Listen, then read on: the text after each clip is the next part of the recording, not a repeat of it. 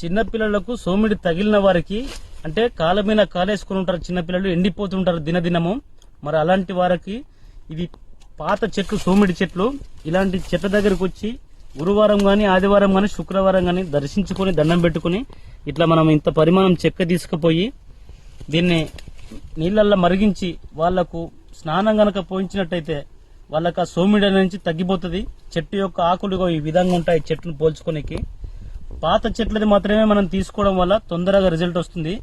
వాళ్ళు ఆ సోమిడి తగ్గిపోయి దినదినము మళ్ళా పెరుగుతుంటారు, మన లావ్ అవుతుంటారు. ఈ లావ్ అయ్యి వాళ్ళకు మంచి ఆయురారోగ్యాలు ఉంటారు. ఏడుపులు గాని, పిడబొబ్బులు గాని చిన్నపిల్లలు మానుకుంటారు.